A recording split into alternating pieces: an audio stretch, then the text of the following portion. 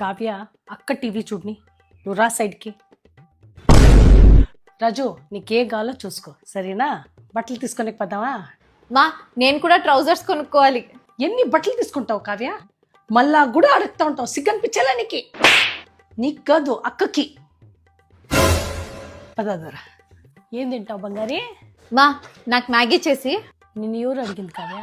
నేను అడిగింది అక్కని. పో చదువుపో. ఏం తింటావు రాజు? ఏం చేసినావు నువ్వు? నువ్వేం చేయకుండా అక్క కొట్టదే. ఏదో ఒకటి చేసింటావు నువ్వు కూడా గొమ్మను ఉండవు కదా, అందుకే ఆ బిడ్డ కొట్టింటుంది. ఊరికే కొట్టదు ఆ బిడ్డ. పో నువ్వు రా రాజు. ఆ బిడ్డతో ఏం పని నీకే? నువ్వు ఫస్ట్ దొబ్బాయి మా ఇంటి నుంచి. యాడ్ నుంచి నేర్చుకున్నావు ఈ మాటలంతా? ఈ కొవ్వు మాటలంతా యాడ్ నుంచి వస్తుంది నీకే? ఆ బిడ్డ ఫీల్ అవుదా? సిగ్గుందా నీకేమన్నా? మా వచ్చేటప్పుడు ఆటోలో వస్తుంది, పోయేటప్పుడు లారీలో పోతుంది, ఉండే సామాన్లంతా ఎత్తుకొని పోతుంది వాళ్ళ ఇంటికి.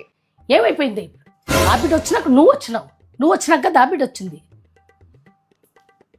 దాని సామాన్లే అంతా నువ్వు వాడినావు. నీ సామాన్ కదా అది వాడింది. రూమ్ నాది, నా రూమ్కి వస్తే బాగోదు. ఫస్ట్ ఆ బిడ్డ రూమ్ కదా ఉనింది. నువ్వు హాల్లోనే పడి ఉంటా ఉంటావు కదా. ఆ బిడ్డ పెళ్లి చేసుకుని పోయినాక నీకు రూమ్ సొంతమైంది.